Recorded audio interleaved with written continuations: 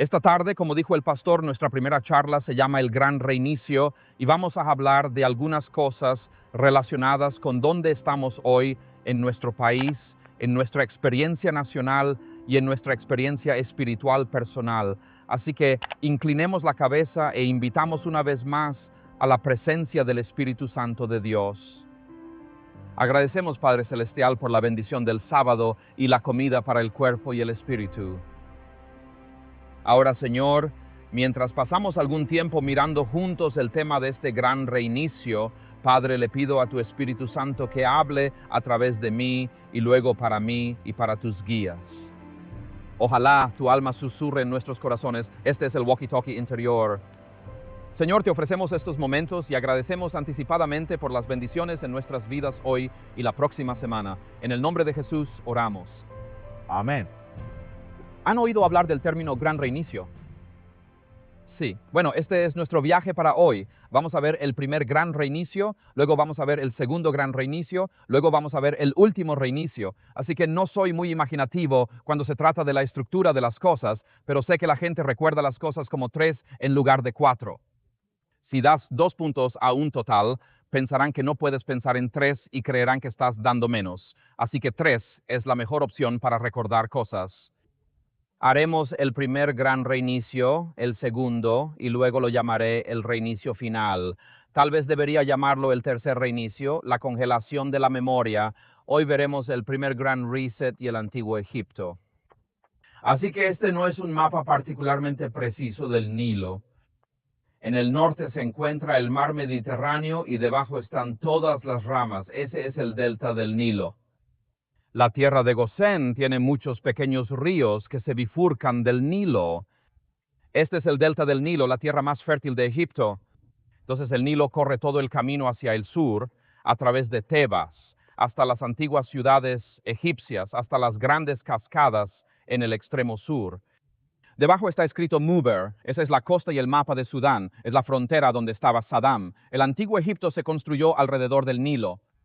Hoy en día, en la década de 1950, construyeron aquí una enorme presa llamada la presa de Aswan. Esto impidió la inundación anual del Nilo, así que ya no tienen una inundación anual del Nilo, sino que cada año, durante 4 a 5 mil años, el Nilo se inundará. Por lo tanto, cuando hablas de Egipto, esto se llama Alto Egipto y aquel se llama Bajo Egipto.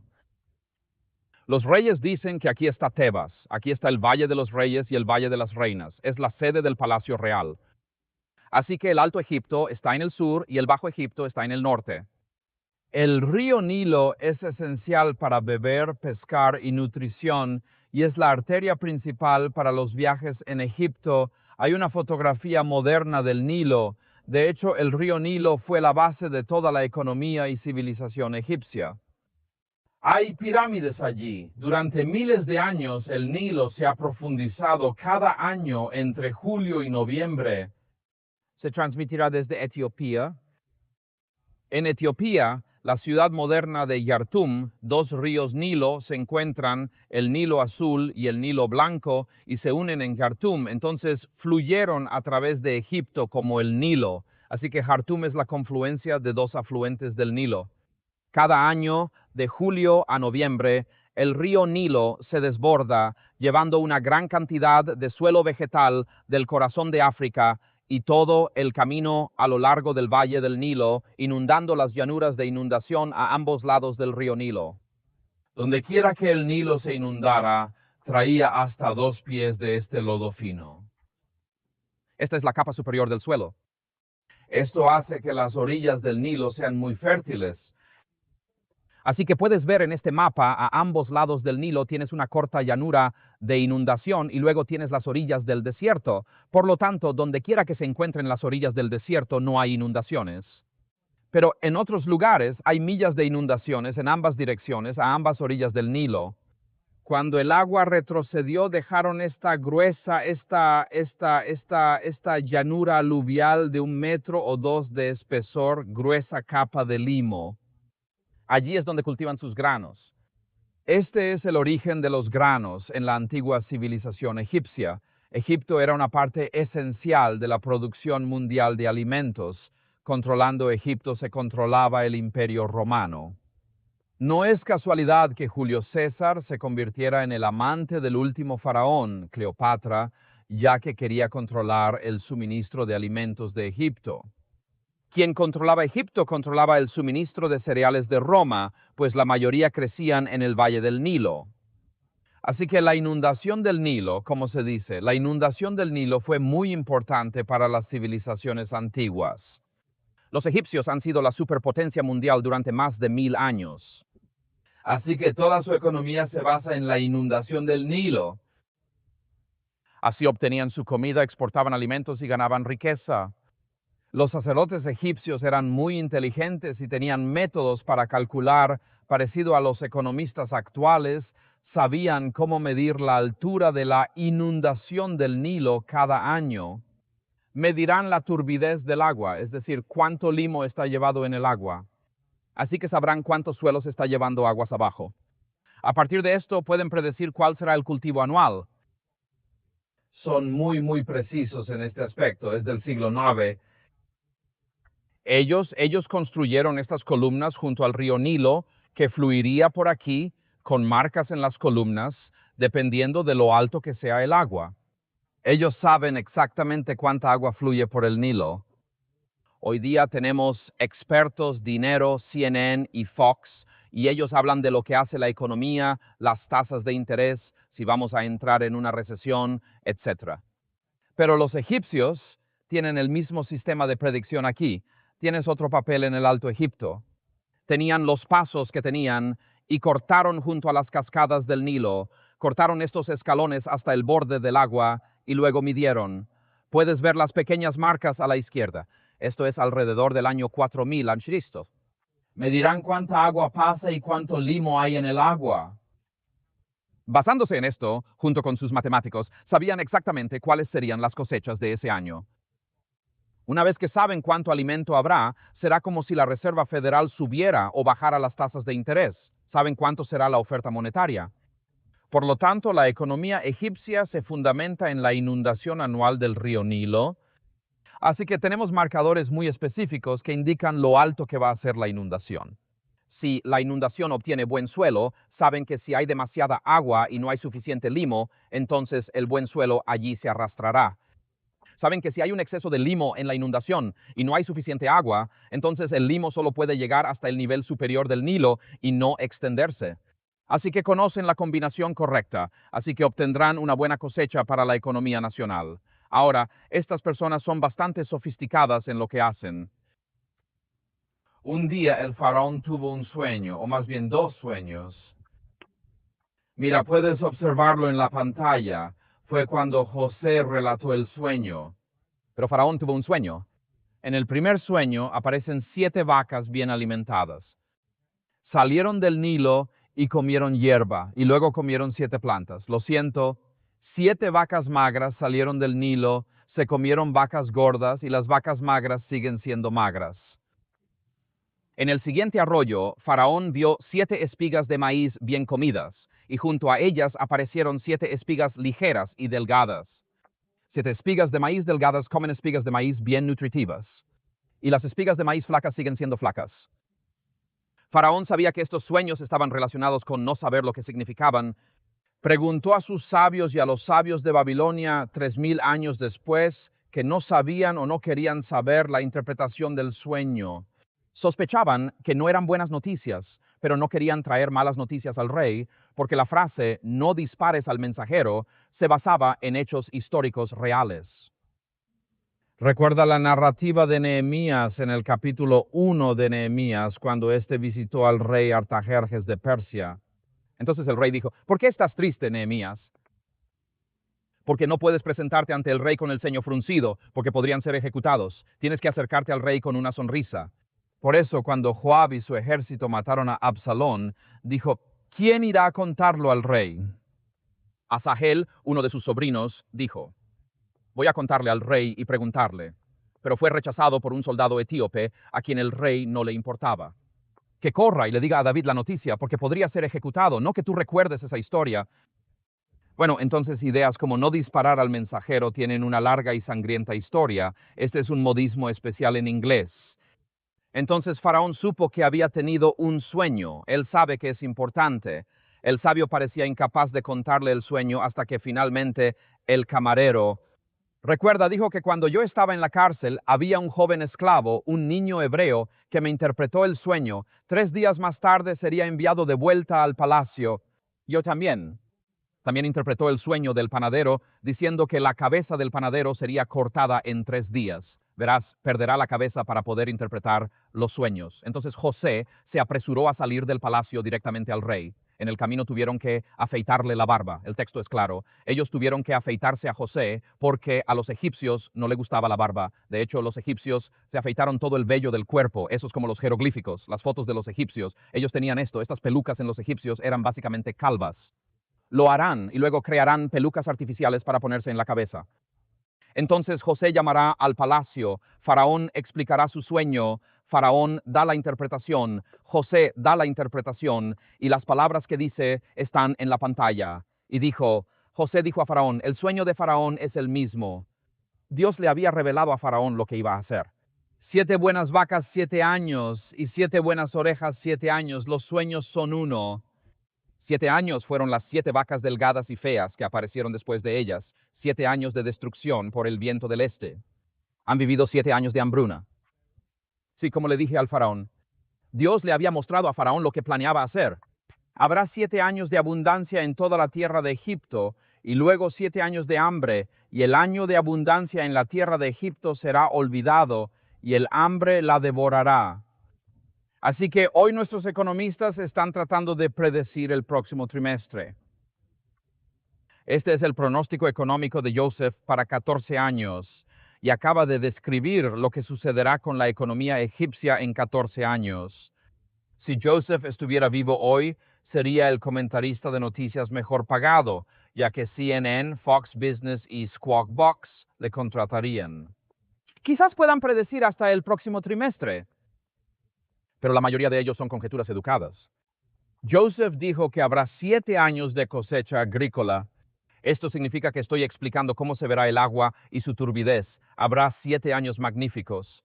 En los siguientes 7 años, los niveles de agua serán bajos. No hay mucha tierra en ello. Esta es la sorprendente predicción de José y el rey. ¿Está Julie impresionada? Faraón supo que José tenía el Espíritu de Dios y hizo a José gobernante de todo Egipto, segundo después de Faraón. Así que el trabajo de José era prepararse para la hambruna que vendría. Comenzó a construir enormes almacenes y graneros en todo el país.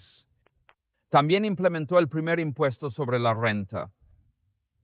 Dice que la tierra ya no será conocida debido a la hambruna que vendrá, porque va a ser doloroso. El doble sueño del faraón significa que Dios ha decidido el asunto y lo traerá pronto. Y ahora escogerá Faraón a un hombre sabio y le pondrá sobre la tierra de Egipto.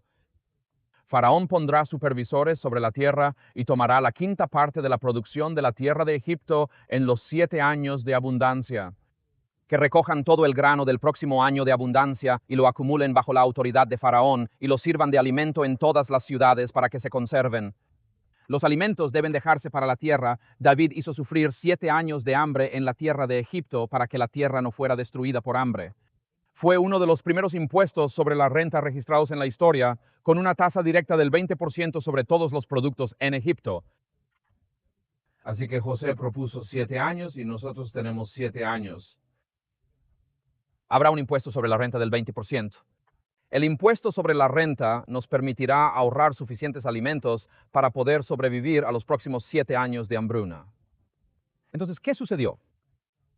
Las Escrituras nos dicen que los 7 años de abundancia en la tierra de Egipto han terminado, como José predijo. Cuando interrumpió el sueño, dijo Bennett, y comenzaron 7 años de hambre, como José había dicho. Había hambre en todas las naciones, pero había alimento en toda la tierra de Egipto. Así que Faraón vio que los 7 años de abundancia habían llegado, pero todos sabían que en estos 7 años de abundancia tendríamos 7 años de hambruna. Así que cada uno almacena tanta riqueza como sea posible en términos de alimentos. Usted sabe, básicamente están preparando, están, usted sabe, enlatado, preparando y limpiando en seco, liofilizando todo lo que queda. Están poniendo comida. Guardaban la comida en la bodega de su jardín y todo lo que quedaba porque sabían que se acercaban momentos difíciles. Así que yo no soy necesariamente un preparador, pero de todos modos hay algunos buenos consejos en estas historias. Prepárate para el futuro cuando se anticipen tiempos difíciles. Creo que los mormones están pidiendo a todos que tengan un año de comida enlatada en cada hogar, porque están tomando un artículo como su fe, porque saben que los tiempos difíciles eventualmente llegarán y lo mejor es estar preparados. Así que llegaron los tiempos difíciles y entonces tenemos el primer gran reinicio en la historia de la economía mundial. Esto es lo que dice la historia en Génesis 47, 43 a 14. Porque la hambruna era tan grande que no había pan en toda la tierra de Egipto y la tierra de Canaán estaban en hambre. Y José recogió toda la plata que había en la tierra de Egipto y en la tierra de Canaán a cambio del grano que habían comprado. Entonces José tomó la plata y la llevó a la casa de Faraón. Así que la primera etapa de la pobreza del pueblo egipcio es que si quieres comida, tienes que entregar todo tu dinero y todos entregan todo su dinero. El primer año consiguieron comprar sus propios alimentos de las reservas que habían dejado. ¿Está lloviendo? Oh, gracias a Dios, se va a enfriar. Sí, hace un poco de calor aquí hoy. Así que estoy agradecido de que la lluvia nos enfríe. Desde Michigan tenemos distintas percepciones de lo que es caliente y frío.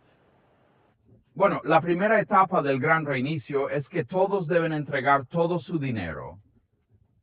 La siguiente etapa del gran restablecimiento es en el siguiente versículo. Cuando el dinero para la tierra de Egipto y la tierra de Canaán se acabó, todos los egipcios vinieron a José y dijeron, danos comida, ¿por qué deberíamos morir delante de tus ojos porque nuestro dinero se ha ido?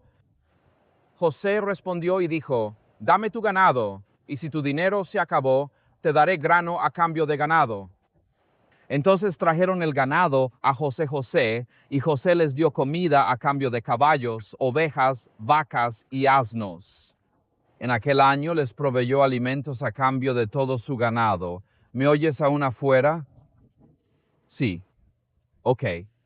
Así que el primer año todos entregaron su dinero, y el segundo año José dijo, ahora quiero todos tus animales, porque no puedes pagarlos con dinero. Ahora quiero llevar tus animales, ahora mismo. ¿Qué significa ganado doméstico?, preguntó él. Caballos, ovejas, ganado y burros. En el antiguo Egipto no hubo registros de caballos antes de la dinastía 15, y luego en la dinastía 15, Egipto fue gobernado por lo que ahora llamamos los gobernantes hicsos. Ellos eran un pueblo de la actual Palestina, y esta es la primera vez que el Estado egipcio tiene un registro de caballos. José siguió un carruaje y finalmente los hicsos fueron expulsados por la dinastía 16. Después veréis a Moisés y su historia, así que el hilo de la historia aquí es ¿por qué no tenemos la historia de José en los registros egipcios? Porque el texto dice que había caballos. En retrospectiva, los egipcios odiaban a los invasores de Hexos. Ellos borran toda la historia, fingen que nada pasó. Así que cuando la Biblia dice que José les dio comida por caballos, sabemos que los primeros caballos llegaron con los hicsos. Está bien, pero en esta historia, la mayoría de los jueces, José, llevaron sus caballos, sus ovejas, sus vacas y sus asnos. Entonces, ¿qué significa esto en una sociedad agraria? Si tomas a la gente ovejas, vacas, cabras, etcétera, básicamente les estás privando de su producción básica, sí. Así que tomó su dinero y ahora tomó su burro, que es su Ford F1 de los años 50. Se llevó sus caballos. Quiere llevar sus cosas al mercado. Esa era la carretilla de A1CB, 2CB que tenían entonces. También se llevó a sus animales. Así que sistemáticamente los mantiene en la pobreza a cambio de alimentos. El siguiente párrafo dice esto. Cuando el año terminó, vinieron a él al siguiente y dijeron, no podemos ocultarlo a mi señor, pues todo nuestro dinero se ha gastado y el ganado es de mi señor. No queda nada en la vista de mi señor excepto nuestros cuerpos y tierra. Vamos a morir delante de tus ojos. Nosotros y nuestra tierra intercambiamos a nosotros y nuestra tierra por alimentos, así que ahora se tratan como esclavos para obtener comida. Dijo que nosotros y nuestra tierra seremos esclavos del faraón. Danos la semilla para que vivamos y no moramos, y para que la tierra no sea desolada. Entonces José compró toda la tierra de Egipto para faraón. Todos los egipcios vendieron sus campos, porque el hambre era severo, y la tierra se convirtió en faraón. En cuanto al pueblo, los hizo esclavos de un lado a otro de Egipto. Así que este es el primer gran reinicio económico en nuestra historia. Esto es un desastre económico. La economía se derrumba, no hay empleos y todos quieren la seguridad social del gobierno. El gobierno dice, está bien, entregue todo su dinero.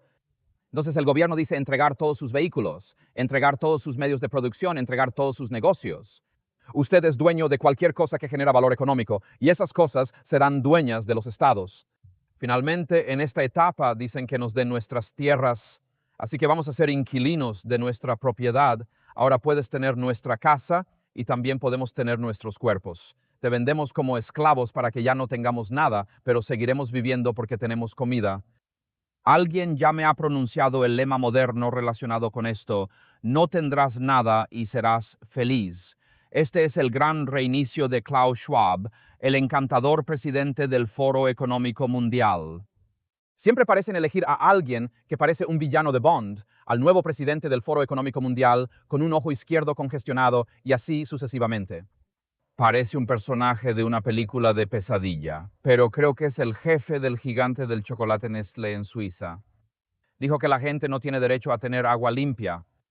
Bueno, usted sabe, si esa es la actitud del jefe del Foro Económico Mundial, estamos en problemas. De todos modos, el punto es que el faraón ahora tiene un gran reinicio de la sociedad egipcia. En 3 años, la gente pasó de tener su propia tierra, tener su propio ganado, tener sus propios caballos y burros, a poder planificar y planificar sus vidas en 3 años de desastre económico. Ya no lo tienen. No tenían dinero, ni ganado, ni ovejas, ni asnos, ni caballos, ni carros, ni bienes, y ahora están vendidos a la esclavitud.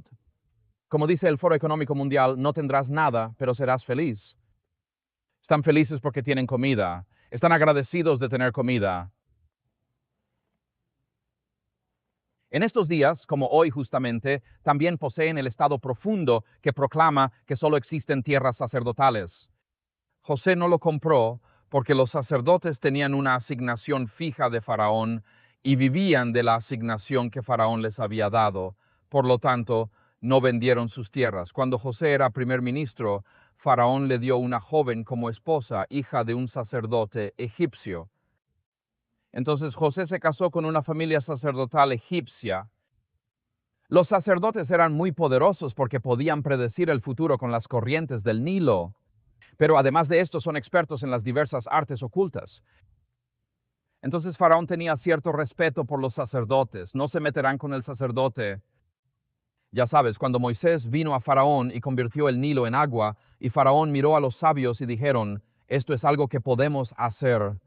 Convirtieron el agua en sangre. ¿Recuerdas esa historia? Cuando Moisés arrojó su vara a la tierra, los sabios afirmaron que podían hacerlo también, y al arrojar su vara, ésta se convirtió en una serpiente. Así que Faraón respetaba profundamente a los sacerdotes. Estos tenían mucho poder, siendo, se podría decir, el núcleo de Egipto en ese tiempo. José se casó con la clase sacerdotal. Si él va a grabar las tierras propiedad de la clase sacerdotal, también debe renunciar a las tierras de su propia familia, lo cual descartamos. Esto es conocido como una práctica económica en la modernidad. Proyecto de ley del Congreso. Sí, hay incisiones e incisiones de interés especial. No hay nada nuevo. Entonces José dijo a Pedro, dirigiéndose al pueblo, hoy te he comprado a ti y a tu tierra para Faraón, y esta es la semilla para ti. Y darás ahora a Faraón una quinta parte de la cosecha de la tierra, y darás 4 peces como alimento para ti y para tu familia, como alimento para tus hijos.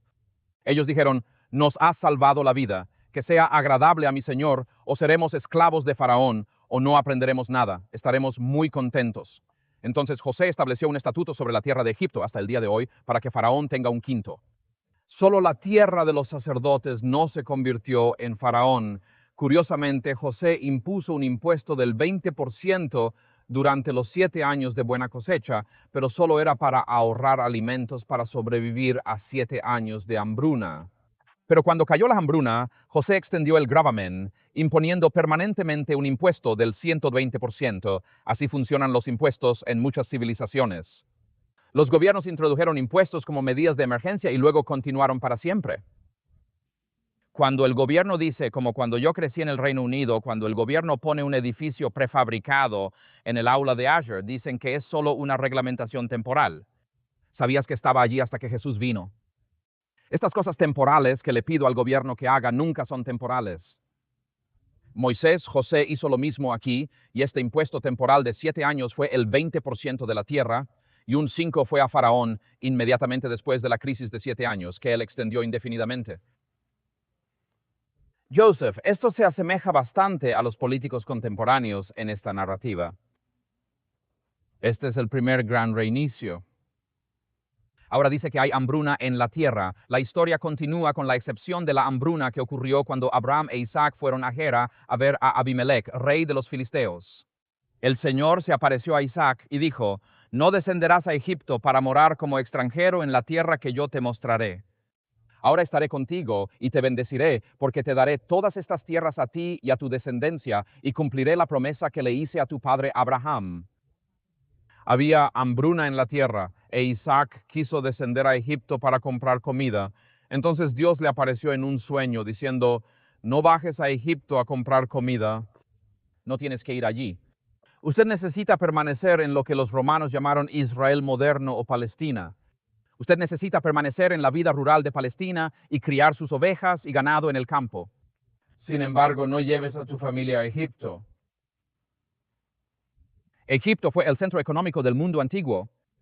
Hay oportunidades financieras para Isaac y su familia. Hay productos de lujo esperándolos en Egipto. Hay abundante comida. Tienen una variedad de alimentos en Egipto.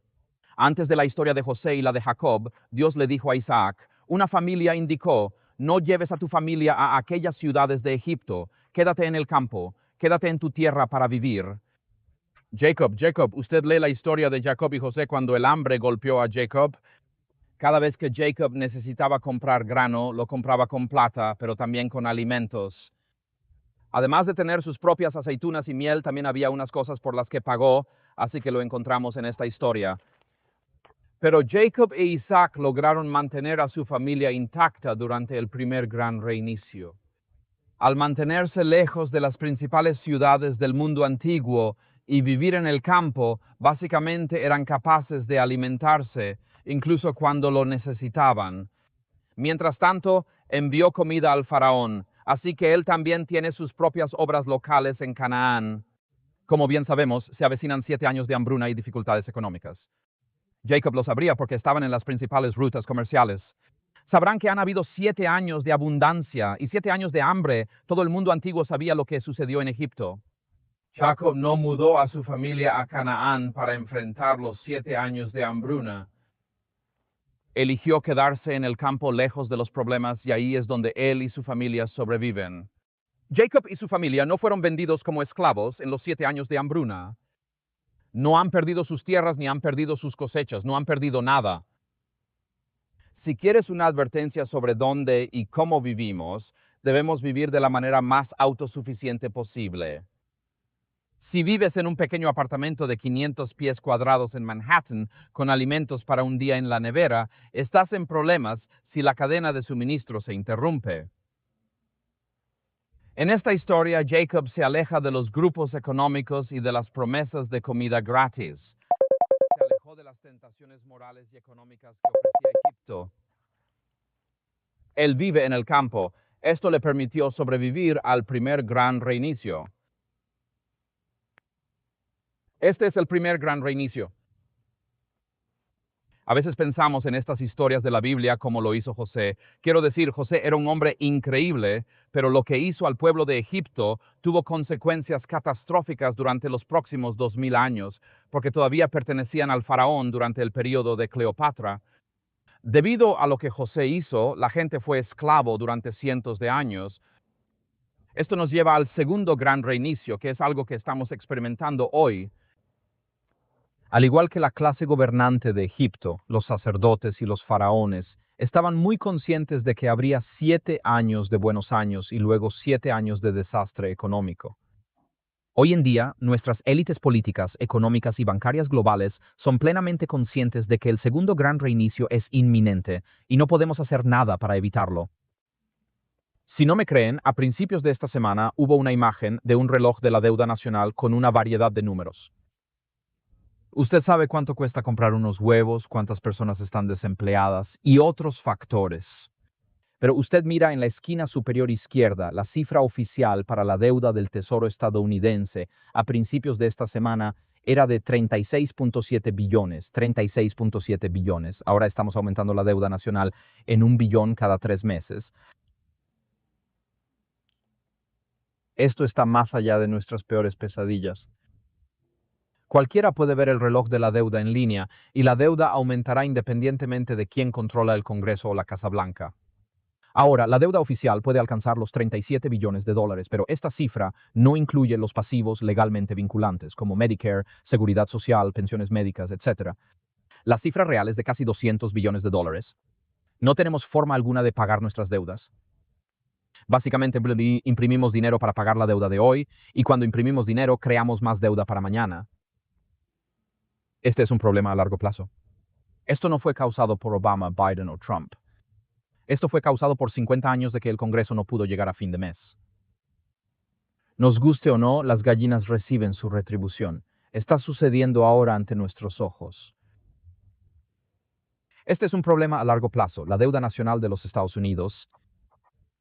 Ahora, hay dos maneras de pagar la deuda nacional. Usted tendrá un incumplimiento duro, lo que significa decirle a sus acreedores que no les pagará. Esto llevaría a una catástrofe económica y a la pérdida de confianza en todo el sistema bancario. Por lo tanto, nuestros políticos han elegido la única alternativa disponible, que es el incumplimiento gradual. En un incumplimiento suave, usted permite que la inflación sube, porque cuando la inflación sube, erosiona el valor real de la deuda nacional.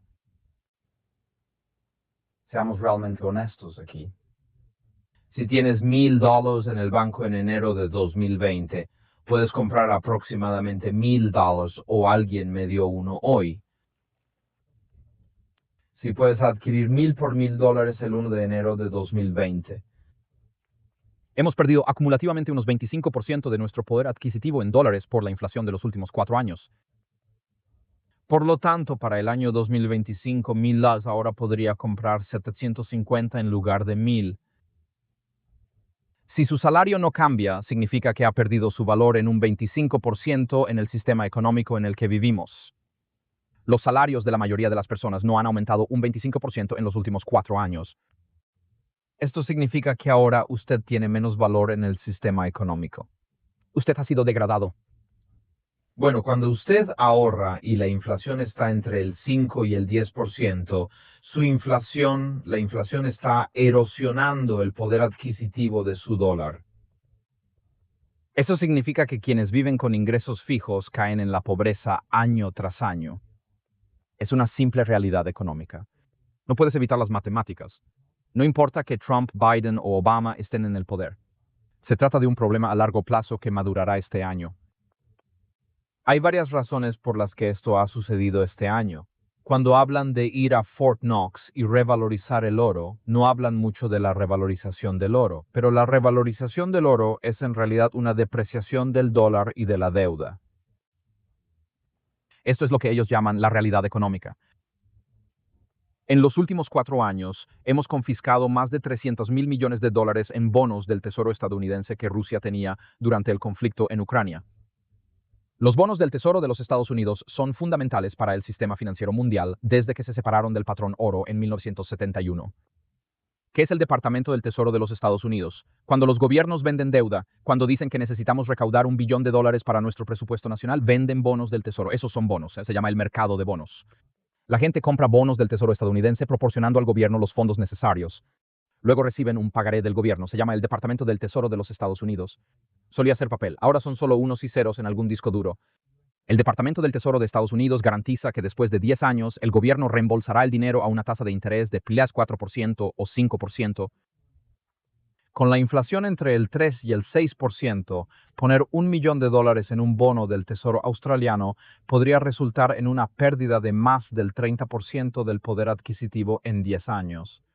Nadie quiere comprar bonos del Tesoro de los EU porque perderían dinero. Esta es la piedra angular del sistema financiero mundial. Los gobiernos de todo el mundo comercian los bonos del Tesoro de los Estados Unidos como garantía.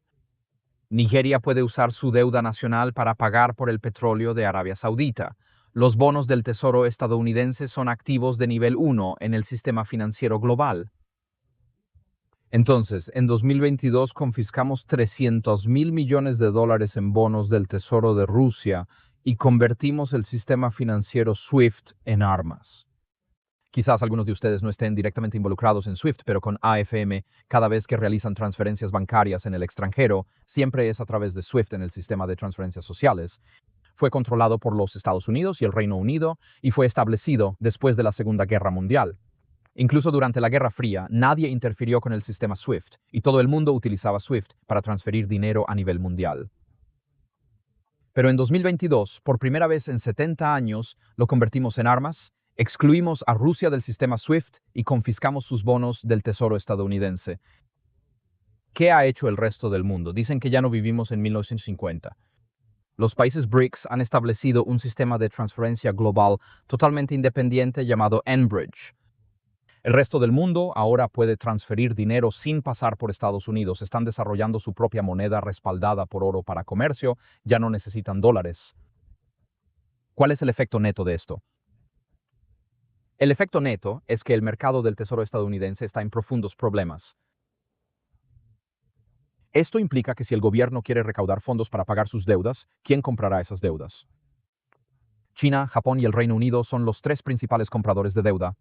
Con los aranceles impuestos, China, Japón y el Reino Unido han decidido que ya no comprarán bonos del Tesoro de Estados Unidos. Hemos perdido al mayor comprador de deuda. Para junio de este año, más de $6 billones vencerán y necesitamos refinanciarla. Cuando emitimos estas deudas, la tasa de interés era del 0%, y ahora la tasa de interés de los bonos del Tesoro es de 4.5 a 5%. Entonces, nuestra deuda se vuelve de repente más cara. Ahora, estoy hablando de muchas cosas económicas aquí.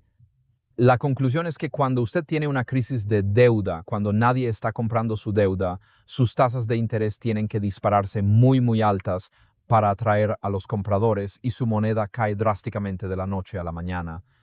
La Reserva Federal tiene una gráfica de nuestra deuda para el año 2020. Este es un ascenso imparable. No podemos detener el aumento de la deuda. Lo que sucedió simultáneamente durante ese tiempo fue que así es como funciona el dinero en los Estados Unidos. Así que en el extremo izquierdo de 1913, la columna de oro, el dinero está completamente respaldado por oro. Puedes convertir tus dólares en oro. Si tienes un dólar que vale $0.42, está respaldado por oro. Supongamos que el Congreso fija la tasa de cambio de una onza de oro en $1. Ya sabes, si vas al banco y dices que quiero dinero, quiero oro por este dólar, te dan oro. Entonces, pero en 1913 la ley de la Reserva Federal fue aprobada y comenzamos a cambiar al efectivo en lugar de dinero respaldado por oro. En 1933, con la Orden Ejecutiva 61.2 y la confiscación del oro, el efectivo aumentó hasta el 25% de la oferta monetaria de durante la Gran Depresión. El oro cayó al 75% en 1944. Con la Segunda Guerra Mundial llegando a su fin, surgieron los llamados acuerdos de Bretton Woods, que fueron el sistema económico y bancario después de la Segunda Guerra Mundial. Estados Unidos era el núcleo del sistema económico mundial y nos convertimos en la moneda de reserva del mundo, no la libra esterlina. El efectivo ahora representa el 60% de nuestra riqueza y el 40% es oro. Nixon estuvo presente en el año 1971 y ello dio lugar a la decisión de abandonar el patrón oro. Ahora empezamos a obtener entradas numéricas. Luego vino el efectivo, el oro cayó al 10%. Hoy la mayor parte de su dinero es digital. Casi nadie tiene oro y hay poco dinero en efectivo. Casi nadie tiene dinero en efectivo. Casi nadie tiene oro, todo es digital. Tenemos la ilusión de la propiedad y nuestra riqueza no es más que una ilusión. De hecho, es posible que no tengamos nada. Usted podría estar pensando, oh sí, mi cuenta bancaria. Sin embargo, una vez que depositas tu dinero en el banco, ya no tienes control absoluto sobre él. Usted presta su dinero al banco, usted es un acreedor no garantizado. después de la reforma bancaria de Obama, después de la crisis bancaria de 2008. Entonces, si ese banco quebra y ahora no tienen un rescate, pueden tomar sus depósitos para rescatar al banco. No podemos hacer nada al respecto. Así que cuando depositas dinero en el banco, en realidad estás dando dinero al banco y diciendo que si algo va mal con tu sistema bancario, vas a tomar mi dinero. Fue un proyecto de ley aprobado por el Congreso después de la crisis financiera de 2008. Si tengo suerte, probablemente recuperaré unos centavos en un dólar. Cuando piensas que tienes propiedad o digamos tu fondo de jubilación, tu 401k, tu 401k existe en el mercado de valores y la mayoría de la gente.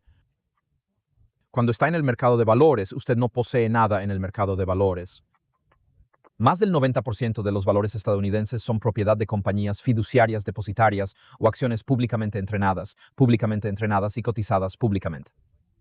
Por lo tanto, cuando usted compra acciones en un fondo mutuo, usted está en la parte inferior de la lista de picoteo. Por lo tanto, si algo sale mal en el mercado de valores, si hay un colapso o quiebra, los bancos y las instituciones financieras han presentado reclamos contra sus activos mucho antes de que usted lo haga usted mismo.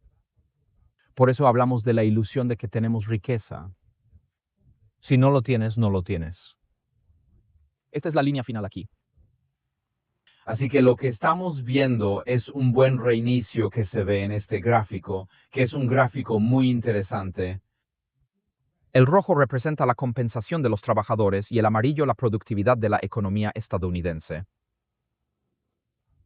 Desde el final de la Segunda Guerra Mundial hasta la abolición del patrón oro por parte de Nixon en 1971, los salarios y la productividad de los trabajadores aumentaron. Son paralelos entre sí.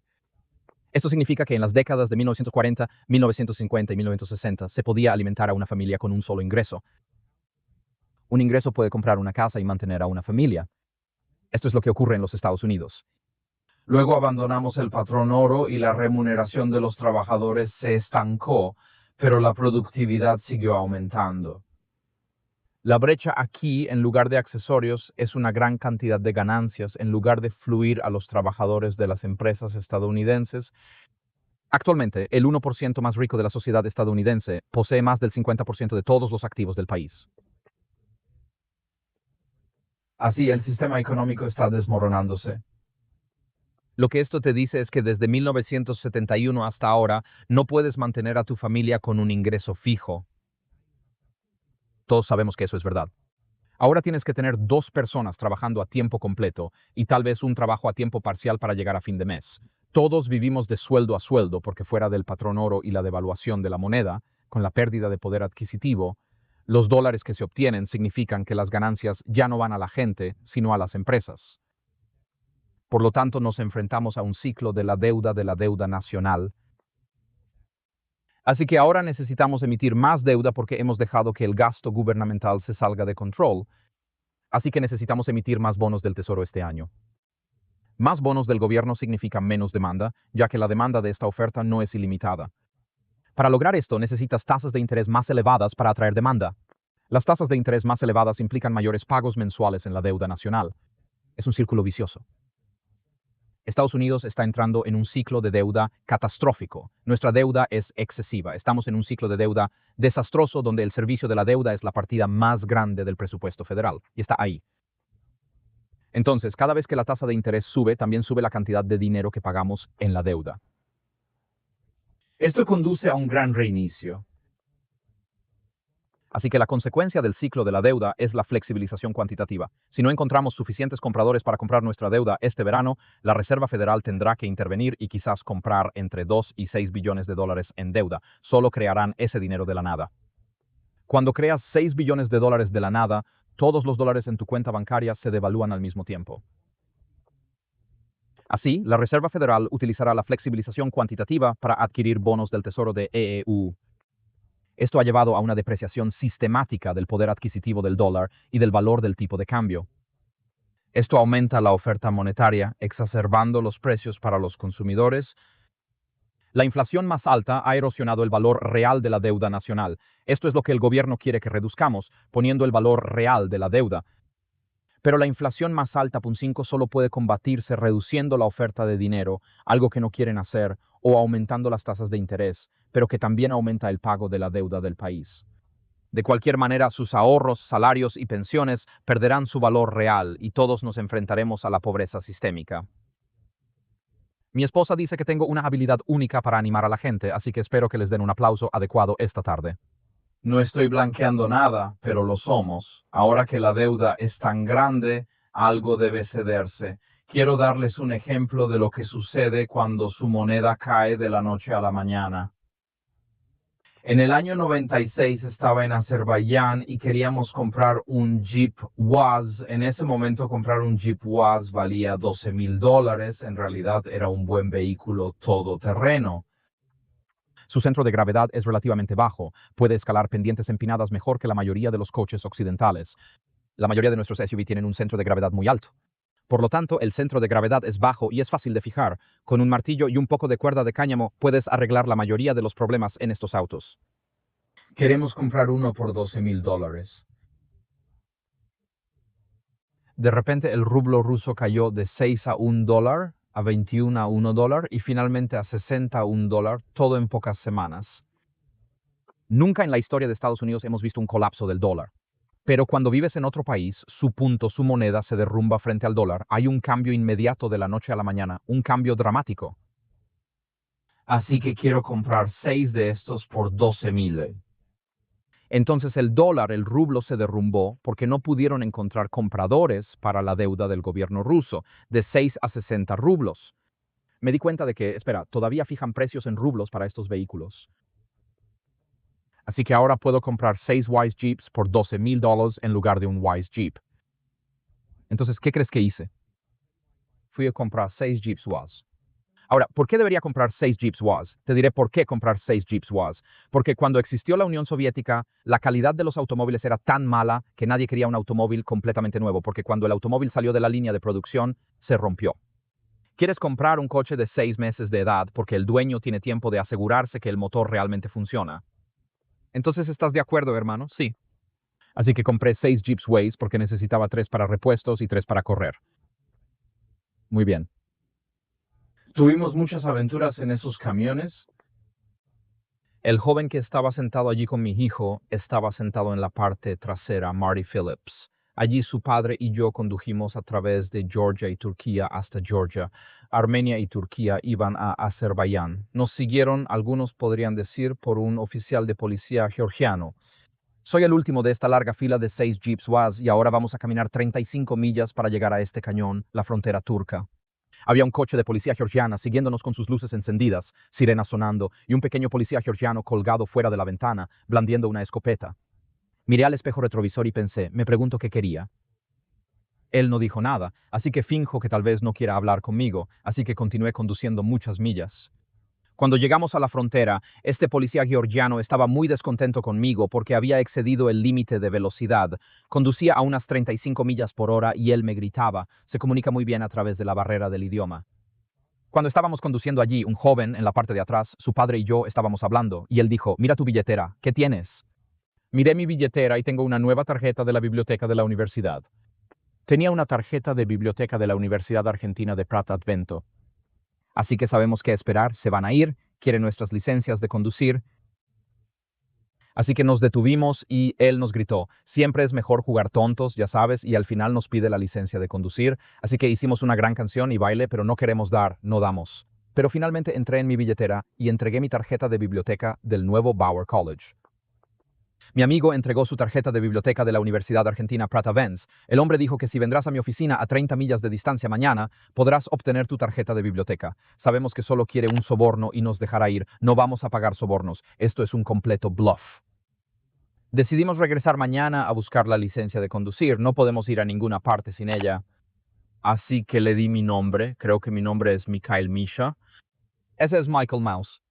Dirección Sunset Hollywood, Sunset Boulevard. En otra ocasión, yo era la dirección de Charles Windsor en el Palacio de Buckingham, así que, de todos modos, el tipo tomó mi tarjeta de biblioteca y se fue. Cruzamos la frontera a Turquía y estábamos en el camino. De todos modos, el punto de la historia es que cuando la moneda se derrumba, como en Rusia, cuando subieron de 6 a 60 rublos de la noche a la mañana, no se puede comprar nada en la tienda porque nadie tiene dinero para comprarlo. Los bancos no tienen suficientes rublos disponibles. Así que si vas al banco hoy con 100 rublos, te lo darán mañana antes de la crisis, te devolverán $100 y te devolverán 600 rublos. El cambio ha pasado de $100 por 6 rublos a 60 rublos por dólar. Ahora ves 6,000 rublos por cada $100 y no hay suficientes dólares, así que rublos. El banco se queda sin dinero a las 10 de la mañana todos los días. Para ponerlo objetivamente, si pasamos por lo mismo hoy, digamos que un Prius nuevo cuesta hoy 35,000, nuevo. Si pasamos por lo mismo, un Prius nuevo mañana superará los 200,000. Cuando aparece la banca, cuando hay una crisis de deuda y una crisis monetaria, la dieta, la demanda del nuevo Prius y toda la actividad económica se detiene.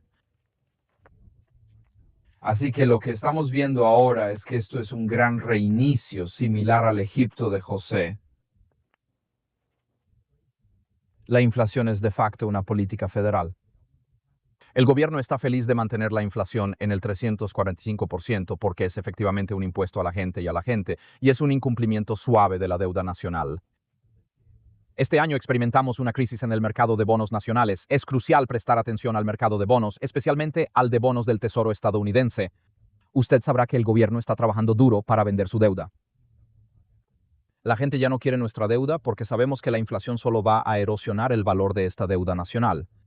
Los gobiernos de todo el mundo están invirtiendo en el único activo de nivel 1, que es oro. Por lo tanto, los gobiernos de nuestro mundo de hoy saben que nuestro sistema de dinero fiduciario está muriendo ante nuestros ojos. Nos guste o no, nos enfrentamos a un reinicio global.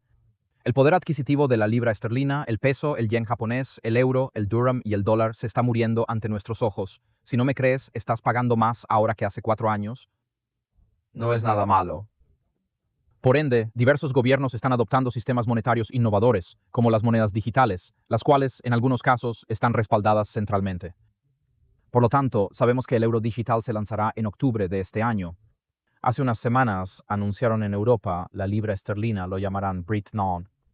Están introduciendo una libra digital en el Reino Unido para reemplazar la libra esterlina. El presidente Biden ha emitido una orden ejecutiva al respecto. Puedes leerlo allí. La orden ejecutiva se emitió cuando él era presidente, dando instrucciones a los ministerios de Tesoro y Justicia para que desarrollen mecanismos para que también podamos lanzar el dólar digital. Ya está en marcha la primera fase bajo el nombre de Reserva Federal. ¿Conoces el sistema FedNow? La infraestructura está en preparación.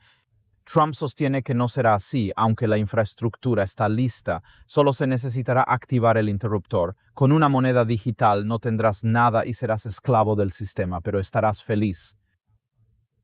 Si usas monedas digitales, no puedes ahorrar fuera del sistema. ¿Por qué? Porque las monedas digitales están controladas por el gobierno.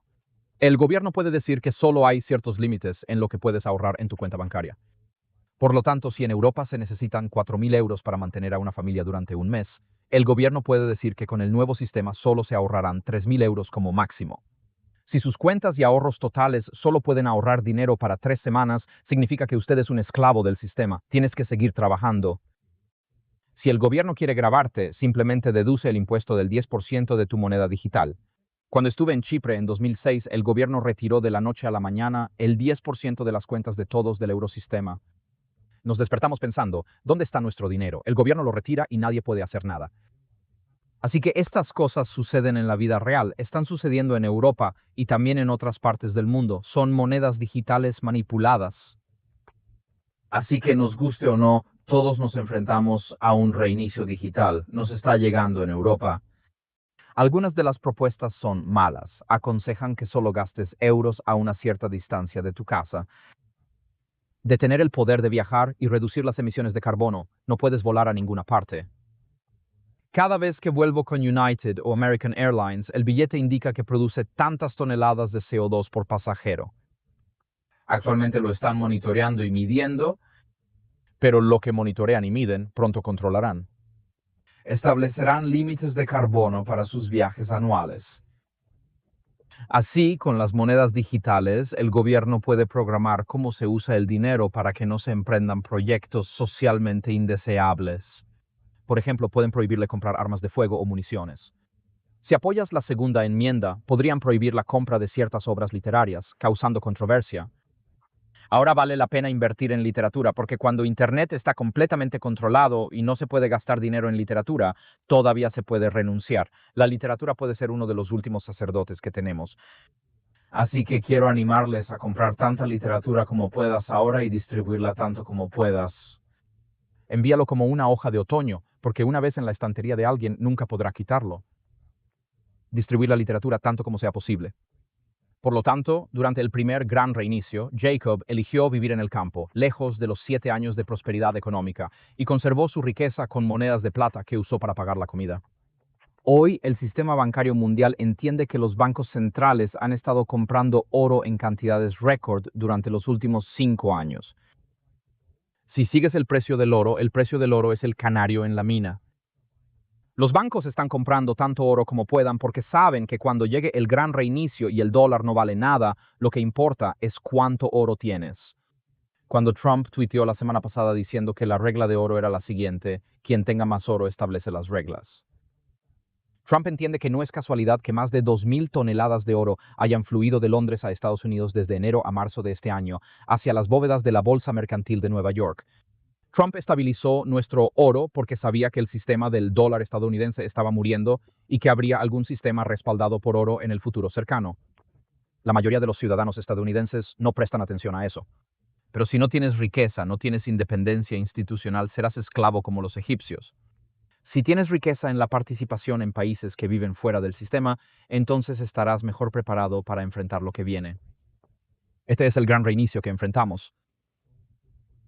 Los lingotes de oro y plata no tienen riesgo de contraparte. Lo tienes. Si su banco quebra, o el dólar colapsa, o la inflación erosiona el poder adquisitivo del dólar, todavía tiene ese lingote de oro. Puede comercializarse globalmente sin temor a sanciones del gobierno federal de EEUU, y es aceptado globalmente como el último almacén de riqueza para todas las civilizaciones.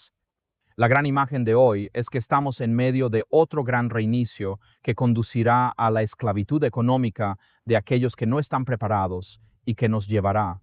Hay consecuencias en la pantalla. El efecto del segundo gran reinicio es que la clase trabajadora no tiene nada que perder, por lo que no se preocupan demasiado.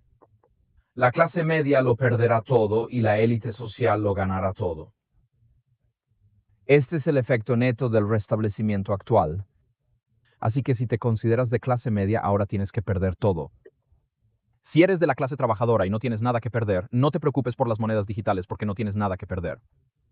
Si eres la élite social, si eres un dueño en este mundo como el dueño de Facebook o el dueño de Amazon, no tienes nada que temer porque te beneficiarás de este reinicio. Eso es lo que vamos a hacer. El primer reinicio fue en el Egipto de José. Ahora estamos experimentando un segundo reinicio. Así que ahora quiero hablar del tercer reinicio. Este reinicio es considerado el más crucial de todos. Antes de que Jesús regrese, Dios derramará su juicio sobre aquellos que son malvados, y antes de eso habrá 7 últimas plagas. Habrá una coalición persecutiva de iglesias escatológicas y estados dirigida por el Papa, que autoriza la falsa adoración y persigue a aquellos que son fieles a los 10 mandamientos de Dios hasta la muerte. En la última crisis, el capítulo 18 de Apocalipsis describe un colapso económico global que destruyó el comercio mundial y la Babilonia espiritual. ¿Por qué motivo Dios toma acción contra la Babilonia espiritual? Puedes encontrar pistas en Apocalipsis 18, versículos 5 y 24. Se menciona que Dios juzgó a la Babilonia espiritual debido a que sus pecados se han acumulado hasta el cielo. Dios ha recordado estas transgresiones y ha descubierto en ella la sangre de los profetas y santos, así como la sangre de todos los muertos en la tierra. Por lo tanto, Dios ve la persecución de sus santos y Él juzgará a las fuerzas espirituales de este mundo que cooperan con las fuerzas económicas de este mundo en la persecución de los santos de Dios. Dios conoce el suyo y algún día hará justicia a aquellos que han dado sus vidas por Él. Hay buenas noticias. Jesús habló del gran reinicio que todos tenemos que experimentar para sobrevivir a la crisis final y entrar en el reino de Dios. Jesús afirma esto en Juan 3, 3 y 5 muy enfáticamente. Os digo, ¿qué puede ver el hombre si no nace de nuevo? Jesús respondió acerca de Dios: de cierto os digo que nadie puede entrar en el reino de Dios si no nace del agua y del Espíritu. Entonces, a nivel personal, el último gran restablecimiento que ustedes pueden controlar directamente, incluso hoy en día, es mi necesidad y nuestra necesidad de nacer de nuevo para que podamos ver el reino de Dios. No me interesa un reset económico que me convierta en esclavo, donde me dicen que no debes nada y que serás feliz. Estoy interesado en el Gran Reset. Un día no tendré que almacenar tanto oro como me gustaría y un día realmente caminaré por las calles doradas. Ya sabes, nadie almacena asfalto en su casa ahora. Consideramos el oro valioso hoy, oro y plata. Pero si recorremos calles doradas, Dios tiene algo más valioso para nosotros en el cielo. El restablecimiento final que realmente importa, que es eternamente importante, es la necesidad de renacer, y la necesidad de renacer todos los días. Este restablecimiento espiritual supone un bautismo emocional muy significativo y profundo. En Romanos 6 se menciona que simboliza nuestra transición de la antigua vida, la ascensión a la nueva vida en Jesucristo, y también el bautismo del Espíritu Santo. Es una comunidad cristiana a nivel corporativo. El Gran Reinicio incluye lo que la hermana White llama un reavivamiento de la piedad primitiva entre los que creen en Dios. Así que Dwight lo describió así. Ella dijo que la restauración de la verdadera piedad entre nosotros es nuestra mayor y más urgente necesidad. Ella continuó diciendo que no hay nada que Satanás tenga tanto miedo que el pueblo de Dios despejará el camino y eliminará todos los obstáculos para que el Señor pueda derramar su espíritu sobre una iglesia que se debilita y una congregación impenitente. Si Satanás consigue su deseo al final de los tiempos, nunca habrá otro despertar, grande o pequeño. Entonces, ¿qué necesito? Lo que más necesitamos es el gran reinicio, que es el reinicio espiritual diario, es decir, la necesidad de renacer diariamente. Como adventistas, creemos en la salvación diaria, revalidando mi relación con Dios cada mañana y pidiendo el bautismo del Espíritu Santo todos los días. Señor, eres tan bondadoso con tu Espíritu que purificas nuestras acciones y llenas nuestra vida con los frutos de tu Espíritu. Por lo tanto, este es el restablecimiento diario necesario para evitar almacenar oro en el futuro y, en cambio, caminar por calles doradas. 2 Crónicas 7:14 dice, si mi pueblo, que lleva mi nombre, se humilla, ora, busca mi rostro y se aparta de sus malos caminos, entonces desde el cielo oiré, perdonaré sus pecados y sanaré su tierra. A lo largo de la historia de la salvación, el avivamiento siempre ha respondido a la oración. No encontrarás ningún avivamiento en la historia de la salvación que no sea en respuesta a la reunión de los santos en oración. Ya sea una reunión de estudiantes medievales, el movimiento wesleyano, el gran avivamiento de la Iglesia Episcopal del norte de la India del siglo XIX, o cualquier avivamiento histórico, el renacimiento comienza cuando la gente se une a orar, perdonarse y reconciliarse. Dijeron, Señor, que no haya barreras entre nosotros y tú. Queremos recibir tu espíritu, sin deudas entre nosotros. Con las manos abiertas, estamos abiertos unos a otros. Nuestras manos están abiertas hacia ti y rogamos el derramamiento de tu Espíritu Santo. Para el avivamiento de nuestra iglesia necesitamos orar juntos constantemente. Señor, como iglesia deseamos y pedimos un avivamiento genuino. El restablecimiento final ocurre al abrir nuestros corazones al Espíritu Santo y buscar su plenitud. La hermana White menciona que la restauración de la verdadera piedad es nuestra mayor y más urgente necesidad. Por lo tanto, si te llevas algo de este día, es priorizar la restauración de la verdadera piedad en tu familia, corazón y hogar. Esa es nuestra mente, es mi mayor necesidad. Esta es nuestra mayor necesidad. Ella dice que debemos tener el bautismo del aceite sagrado de Dios, su Espíritu, porque es único para difundir el saque y la verdad. Es el Espíritu de Dios el que acelera o otorga al alma la capacidad inanimada de apreciar las cosas celestiales y atraer sentimientos hacia Dios y la verdad. Este gran reinicio se manifestará en lo que llamaremos la última lluvia. Ella continuó diciendo que la controversia era grande y que el trabajo sería similar. Este es el día de Pentecostés, porque la primera lluvia ha caído y el Espíritu Santo ha sido derramado al comienzo del Evangelio. Estoy en Pentecostés para que esta semilla brote. Por lo tanto, este último anillo se considerará cerrado para la madurez de la cosecha. La gran obra del Evangelio no termina con la manifestación del poder de Dios ni marca su comienzo. Sin embargo, es una declaración sorprendente. Lo que hemos visto en Pensacoste va a suceder de nuevo. Ella continúa diciendo que las profecías que se cumplieron en el reinado anterior al comienzo del Evangelio no se cumplirán en el reinado posterior. Los siervos de Dios, iluminados y brillantes con devoción divina, Correrán de un lugar a otro para proclamar el mensaje del cielo con miles de voces.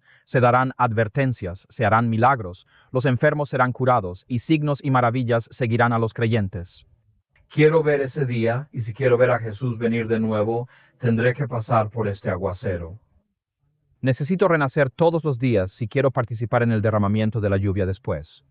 Necesito unirme a mis hermanos y hermanas en mi área, en mi casa, en mi iglesia, para perdonarme unos a otros, buscar la reconciliación y orar a Dios como un grupo. Señor, da tu Espíritu Santo a nuestra congregación. Este es el mayor reinicio. Nosotros podemos participar. No podemos controlar lo que hace el Congreso o el presidente Trump, pero podemos controlar nuestra relación con nuestro Padre Celestial. Dios ha prometido que si pedimos al Espíritu Santo, usted lo recibirá. Si buscas el Espíritu Santo, encontrarás que si llamas a la puerta, entonces la puerta de tu corazón se abrirá a la maravillosa presencia del Espíritu Santo. Así que la triple promesa que Dios nos hizo a través de Jesús, y luego Lucas, es que Dios está dispuesto a dar su Espíritu Santo a aquellos que lo piden.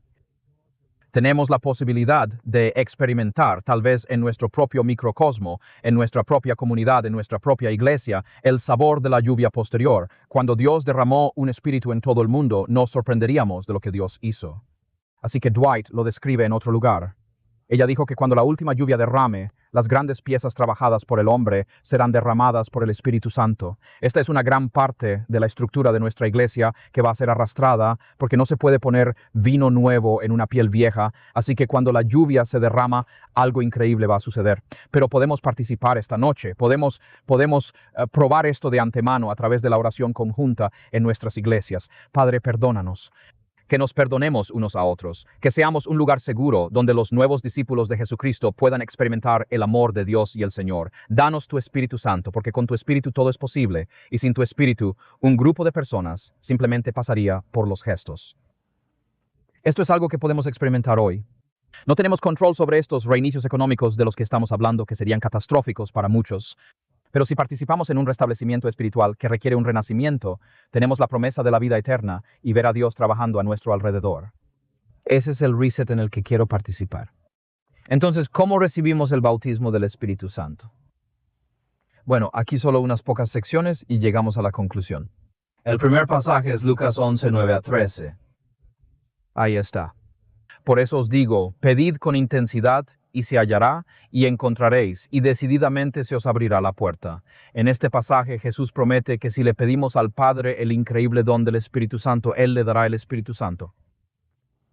Así que pida a Dios el Espíritu Santo todos los días. No sé con qué frecuencia dices la oración del Señor, pero realmente deberíamos hacerla todos los días. Danos hoy el pan diario y perdona a nuestros pecadores. ¿Con qué frecuencia se cometen crímenes? Probablemente todos los días. Si muero con pecados no confesados, ¿significa eso que estoy perdido o salvo? Lo entregaré a Dios, pero no quiero vivir con ese pensamiento. Así que rezo todos los días. Padre, perdona mis pecados como yo perdono a aquellos que me violan. Por lo que cuando oramos el Padre Nuestro, también pedimos el derramamiento del Espíritu Santo, que es como experimentamos el bautismo del Espíritu Santo cada día. Además, en Juan 8:29, Jesús describe su ministerio diciendo, «El que me envió está conmigo. Nunca me ha dejado sola, porque siempre hago lo que le agrada». Todos los días, no solo pedimos los dones del Espíritu Santo, sino que también buscamos cumplir la voluntad de Dios. Cuando rezas en la oración del Señor, tu voluntad es en la tierra como en el cielo. ¿Qué parte del mundo puedo dominar? Solo mi propio, lo que pasa aquí, mi vida personal. Puede que no tengo mucho control en casa, pero al menos lo que está pasando en mi cabeza, lo que está pasando en mi corazón. Por lo tanto, cuando rezo para que tu voluntad se cumpla en la tierra como en el cielo, el único lugar donde puedo ponerla en práctica es dentro de estas 4 paredes, en este cuerpo, en esta mente, en este corazón, como cuando rezo para que tu voluntad se cumpla en la tierra como en el cielo. Estamos diciendo, Señor, hoy quiero hacer todo lo posible para hacer tu voluntad. Quiero que tu reino, tus principios, tus mandamientos reinen en mi vida hoy en día, y no mis deseos e inclinaciones caídos. Así que pedimos a Dios el don del Espíritu Santo. Siempre buscamos a través de la voluntad de Dios, teniendo un corazón completo, buscando en la gloria y la voluntad de Dios, orando para que la voluntad de Dios se cumpla en la tierra como en el cielo, lo que significa que estamos dispuestos a recibir el don del Espíritu Santo. El Salmo 119:25 dice esto: mi alma está pegada al polvo. Resucitarme conforme a tu palabra. La palabra revive es la misma que la palabra inglesa antigua para quicken. Significa volver a dar vida. Cuando dice resucitarme según tu palabra, implica que estoy espiritualmente muerto. Pero una vez más me diste vida espiritual al leer tus palabras. Así que le pido a Dios que me dé el don del Espíritu Santo.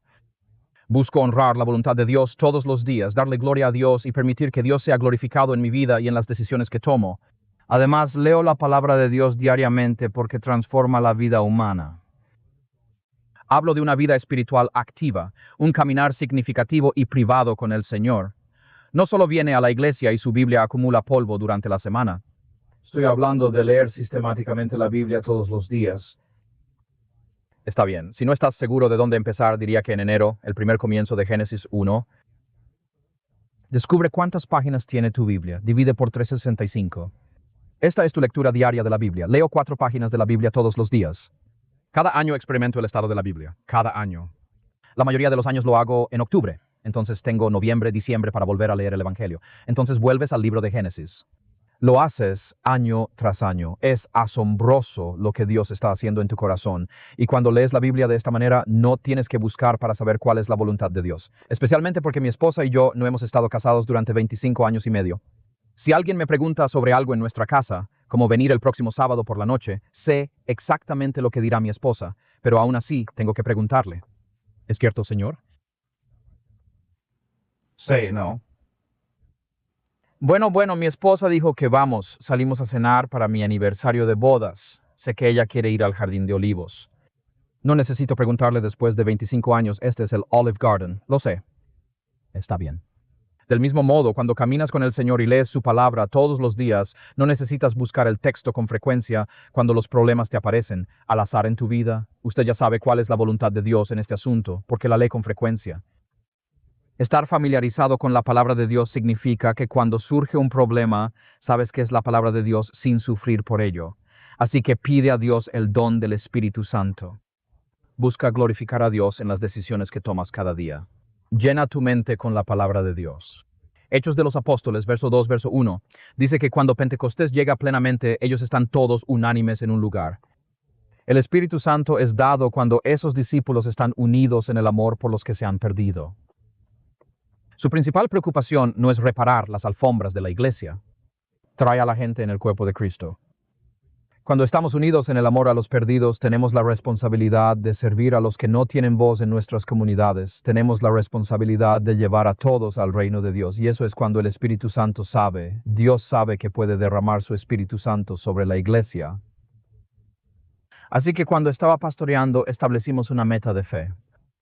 Digamos que es el año 2000, no lo sé. Así que esperamos que este año haya 20 bautismos en una pequeña iglesia. Este es nuestro llamado a la fe. Oramos por ello, hablamos de ello, trabajamos por ello. Dios siempre nos bautiza 20 veces, tal vez más. Usted sabe lo que haremos A, B y C, pero Dios nunca nos trajo el bautismo de A, B y C. Los trajo de X, Y y Z en el campo izquierdo. ¿Por qué? Dios desea ver nuestro esfuerzo hacia la salvación de las almas, nuestro deseo de ganarlas y nuestra disposición a desarrollar nuestra iglesia. Al desarrollar nuestra iglesia, la dinámica del poder interno cambia considerablemente. Mucha gente no quiere que su iglesia crezca, porque en medio de la dinámica cambiante del poder, si vas a una iglesia de 50 personas, hay al menos 3 familias dominantes. Y las familias destacadas que han estado en la junta durante 20 años, si la iglesia crece hasta 100 personas, la próxima vez que se nombra el comité, esas 3 familias dominantes ya no tendrán la misma posición dominante y estarán descontentos con nosotros. A medida que la iglesia crece, las relaciones de poder cambian. Por eso, muchas personas prefieren ser importantes en pequeños grupos en lugar de ser poco notables en grandes grupos. De modo que, al estar unidos en amor por los perdidos y servir sacrificialmente a los mismos, mi experiencia en una iglesia rural muestra que testificamos el poderoso derramamiento del Espíritu Santo porque esa iglesia funciona como una verdadera máquina misionera. Todos están formando parte activa de la misión. Las personas se unen porque quieren ser parte de algo especial, algo más grande. Quieren ver a Dios en acción. No hay mejor lugar para llevar a cabo una misión para los perdidos que en Carolina del Sur o en cualquier otro lugar. Así que pide a Dios el don del Espíritu Santo. Siempre busca glorificar a Dios en cada decisión que tomes. Llenar vuestros pensamientos con la palabra de Dios, unidos en el amor de los perdidos. Cuando estamos unidos en nuestro deseo de llevar el Evangelio al mundo, el Espíritu Santo se derrama y Hechos 18 es testimonio del Evangelio. Jesús dijo, pero cuando el Espíritu Santo venga, recibiréis poder y seréis testigos en Jerusalén, Judea y Samaria. Lo mismo ocurre en los extremos de la tierra. Por lo tanto, el Espíritu Santo es especialmente prometido a aquellos que dan testimonio. Así que seréis testigos de la resurrección de Jesucristo y de la palabra. La palabra testigo es martoreto, que viene de martus. Martoreto es el verbo de donde sale mártir. Cuando Juan o Lucas escribieron esto en los Hechos de los Apóstoles, uno de los testigos fue la persona llamada a la corte por las autoridades romanas y les pedían que ofrecieran incienso a César, diciendo, César es el Señor. Los cristianos dirán que no, sí, son antigüedades. Jesús es el Señor, y se les dirá que si no ofreces incienso a César, entonces te ejecutaremos, te arrojaremos a un león, te decapitaremos, te quemaremos, cosas así. Ser testigo significa testificar en un entorno legal donde todo está en juego. Esto es lo que significa la palabra testigo en el Nuevo Testamento. Jesús dijo que debéis ser mis testigos, debéis testificar de mí, no importa cuál sea el costo personal. Seréis míos y seréis testigos de mí. Yo soy el Señor resucitado. Volveré, independientemente de lo que la sociedad piense de usted o de las consecuencias sociales, políticas o personales de tomar una posición. Lenin lo entendió, ya sabes. Lenin dijo, Jesús cambió el mundo con 12 discípulos. Dame 100 marxistas comprometidos y cambiaré el mundo. Lenin entendió que el poder de un hombre condenado podía dar forma a toda una nación, por lo que debemos ser testigos, es decir, no solo los cristianos, cuando es cómodo, cuando es fácil, cuando es conveniente, cuando todo está en juego, cuando enfrentamos la pérdida de una carrera, la pérdida de una amistad, la pérdida de una familia. Esto es ser testigo de Jesucristo. Ser testigo de Jesucristo significa mucho más que morir por su fe. Esto significa que vives tu fe independientemente de las consecuencias, incluso la muerte si es necesario. Pero eso significa que vives tu fe y que no tienes vergüenza ni disculpas por el hecho de que amas a Jesucristo. Mi equipo favorito es Liverpool. ¿Conoces el equipo de fútbol Liverpool? Nací cerca de Liverpool y lo apoyé toda mi vida. Ganaron la liga inglesa el pasado fin de semana. La gente celebra porque Liverpool es una marca global. Liverpool está en la cima del mundo. La gente está orgullosa de su equipo de fútbol. Están orgullosos y cantan sobre su equipo de fútbol. Tatuaron los nombres de los jugadores en sus cuerpos. Espero, si los cristianos son tan apasionados por Jesucristo y no se avergüenzan de usar el nombre de Jesús en el lugar de trabajo, en los parques y en sus vidas personales y privadas, ustedes lo serán. ¿Por qué mis testigos no dicen sobre Jesús? Él promete que cuando salgas con fe y pones todo en línea para Dios, estás dando testimonio de lo que Jesús significa para ti en tu vida. En ese momento Jesús dijo que el Espíritu Santo sería derramado sobre ti con gran poder. La palabra es dinamita, dunamis.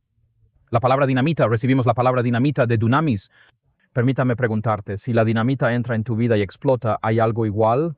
De nuevo, no. Jesús dice en Romanos que tal Jesús fue declarado poderoso, dinamitoso, para convertirse en el Hijo de Dios a través de su resurrección.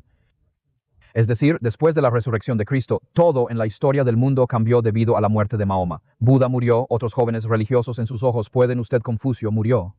Tenemos las tumbas de todos estos grandes hombres de la historia, pero solo la tumba de Jesús está vacía, y esto cambia todo en nuestro mundo.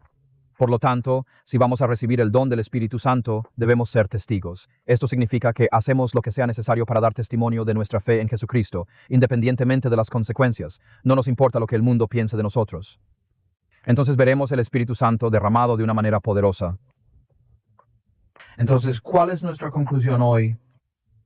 El primer gran reinicio fue en la época de José, concentrando el poder económico en las élites estatales de Egipto y esclavizando a la gente común. Aquellos que sobrevivieron, como Jacob, vivieron en el campo y acumularon su riqueza en forma de metales preciosos fuera del sistema económico egipcio. El segundo gran reinicio que está sucediendo hoy también concentrará el poder económico de las élites sociales y esclavizará a la gente común a través de la CBDC. Muchos periodistas seculares han hecho la misma alarma. Está ocurriendo. Poco podemos hacer para detenerlo. Aquellos que entienden lo que está sucediendo, como los fondos soberanos de riqueza, los ricos de nuestro mundo, los súper ricos y los bancos nacionales de nuestro mundo, están reservando tanto oro y plata como puedan para que tengan riqueza fuera del nuevo sistema económico. Pero el único reinicio que realmente importa, el gran reinicio final, está abierto a todos nosotros hoy. Experimentamos nuestras bendiciones cuando entregamos nuestros corazones y voluntades a Dios cada mañana y oramos diariamente por la plenitud del Espíritu Santo. Voy a desafiarte, a partir de hoy, cuando ustedes se arrodillan por la mañana, inicien su día en oración, como deberíamos hacerlo nosotros. Pide el bautismo del Espíritu Santo. Pídele que el Espíritu Santo de Dios te llene para que te haya menos de ti y más de Jesús en tu carácter, día tras día. Pídele al Espíritu Santo que cambie su carácter, guíe sus decisiones, enalce y exalte sus pensamientos, los levante de sus deseos caídos, aliente nuestro testimonio y nos une con nuestros hermanos y hermanas de ideas afines en Carolina del Sur. Y al exaltar a Jesús en nuestras vidas y testificar una vida de amor, podemos atraer a tantas personas como sea posible a Cristo para siempre. Hoy nuestra élite está acaparando oro. Si participamos en el gran restablecimiento final, no seremos simplemente acumulando oro. En el gran reset final, caminaremos por las calles de oro. ¿Quieres saber cómo será cuando lleguemos al cielo? Mi versículo favorito de la Biblia es 1 Corintios capítulo 29. No he visto, ni he oído, ni he entrado en el corazón de las personas lo que Dios ha preparado amorosamente para los que le aman. No sabemos lo que Dios ha preparado para nosotros. Solo sé que esto es algo más allá de mi imaginación, donde mis necesidades más profundas serán satisfechas, mis dolores más profundos serán curados y mis placeres y deseos más profundos serán satisfechos. Dios tiene algo especial para aquellos que participan en el único restablecimiento que realmente importa. A menos que una persona nace de nuevo, no puede entrar en el reino de Dios. Rezo para que todos nuestros corazones y mentes experimenten este gran estudio la próxima semana, el próximo mes y el resto del año lleno de gracia. Experimentaremos el llenado, el bautismo y la transformación del Espíritu Santo en nuestras vidas para que cuando la gente nos vea, vean a Jesucristo y se sientan atraídos hacia Él. Que Dios nos bendiga mientras experimentamos un gran reinicio en nuestras vidas personales. Inclinemos la cabeza y oremos. Padre Celestial, sabemos que estamos viviendo tiempos importantes. Sabemos que los gobiernos de todo el mundo están construyendo sobre arenas movedizas. Sabemos que nuestro sistema monetario se está muriendo ante nuestros ojos. Sabemos que los corazones de muchas personas están fracasando porque temen lo que va a pasar a nuestro mundo, el medio ambiente, la economía, el colapso social y la ruptura de las familias. Pero Padre, no queremos vivir en miedo o dolor.